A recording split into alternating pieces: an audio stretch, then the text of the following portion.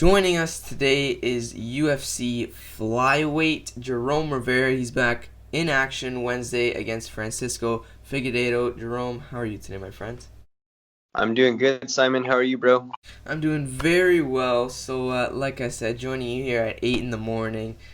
You're down at Fight Island. So, how are you doing dealing with the time zone stuff so far? Yeah, you're on that grind, bro. I like it. It actually hasn't been as bad as I thought. When we were about a month out from the fight, I almost started like switching up my training when I was in New Mexico. I was kind of overthinking it. I'm like, hey, we got to start waking up really early and doing this and doing that. But I figured that was gonna like do more harm than good. So since we got out here, we got like some good sleep in on the plane, and it actually honestly hasn't been too tough. The first day or two was a little bit of adjusting, but now I'm pretty much on a good schedule. Yeah, so how was everything with the flight down to Abu Dhabi? It looked like it was comfy. You had that TV right in front of you. How's the flight down there? It was pretty awesome, bro. I was honestly a little nervous because when I flew to Vegas for the contender series back in August, I got like kind of like plane sick. Like when we were on the way back to Mexico, like my head started sweating, and it was only like a 2-hour flight, and like I almost threw up with like 20 minutes left on the plane. So getting ready for this one, I didn't know what to expect. I was a little bit nervous, but no, they treat you good. Only thing that sucked about it was they feed you really good food the whole time. I couldn't eat any of it, so. Oh, really? I was just gonna ask you, have you been able to try any of the good food down in Abu Dhabi? A little bit. Like my first day, the hotel was kind of like collaborating on a menu with Trifecta, Hmm. and the food was a little bit rough. I'm not gonna lie. And they have some restaurants here though, and I went and they had like a nice grilled chicken breast with a baked sweet potato. So that was like the highlight of my eating down here. That was really good. But yeah, since the Trifecta dudes got out of quarantine, they've been cooking for us, and the meals have been pretty good. So at this point, I'm just trying to remind myself, you're just eating for fuel, not so much for taste, and I'll enjoy all that tasty food on Thursday. Yeah. So how's everything going with the weight as far as your cut down to 25? Feeling good, for I'm like 5'10" and a flyweight, so a lot of people are always like, bro, you can fight at 25, that's gonna hurt, blah blah blah. But it doesn't affect me. Just got to be really disciplined and everything like that, and energy level feels high. We're about like 8 pounds out, so feeling pretty good. So talk to me here. Coming up on Wednesday, you're taking on Francisco Figueiredo, the brother of the current flyweight champion. How are you feeling about this fight coming up? Really motivated for it. This guy, he's a BJJ black belt. He also has it on his Instagram. He's a Muay Thai black belt. So for me, I'm just this kid from Santa Fe that was never supposed to even be here in the first place. And so for me to be traveling across the world, fighting a guy who's from one of the best camps in Brazil, a high level martial artist, it's just so cool for me, so motivating. I want to go out there and show, like when I first became a martial artist, everybody was just telling me how I couldn't do it and how I would never get to this point, and a lot of doubters, a lot of naysayers. So, it feels good to it's gonna feel good to prove more people wrong. They already have him listed as the favorite and all that. So, I'm just ready to go show that this kid from Santa Fe from a small camp can beat anybody in the world.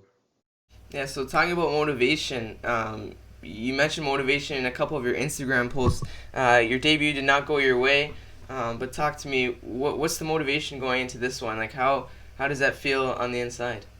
My motivation for this fight is my family. For that Tyson Nam fight, and also for the Luis fight.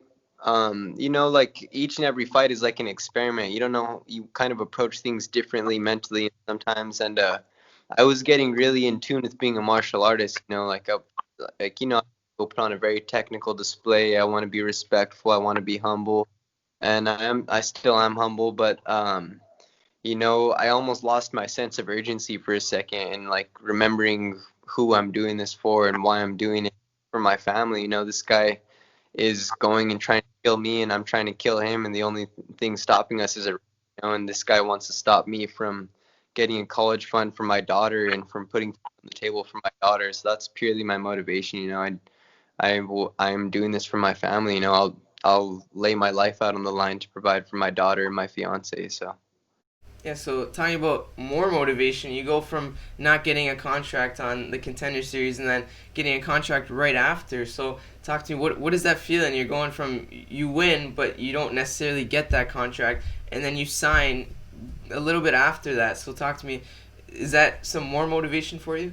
exactly, it's like I've never, and I'm not trying to get like a poor me or whatever, but I've had things come easy for me. I feel like, and I remember after I fought that fight on the Contender Series, I was just so disappointed in myself, even though I got the win, because I'm like, I know what I'm capable of, and I know it shouldn't have been that close of a fight. And I just remember sitting there and him calling up every person besides me got a contract that night. So I just remember sitting there in that chair after, and I was just crying. And the producers and stuff were like, you're gonna be good, bro. Just keep your head up. You know, Paul Felder gave me some good words of motivation that night. Also, he's like, you know, you went and you got that W. That's all that matters. And you know, that kind of stuck with me. You know, I went and fought my ass off, and I worked hard. And yeah, you know, I stayed in the gym after that Contender Series fight. I took like a week off, and going into that fight, I was in a training camp from February until July getting ready for that. So very long training camp. Right after the fight, my manager's like, "Stay ready, bro. Stay ready. They're gonna be calling soon." And so that's exactly what I did. I went and started getting on the grind, started training every single day, and I just had this feeling the call was gonna come in September. And sure enough, it did. You know, it didn't go away, unfortunately.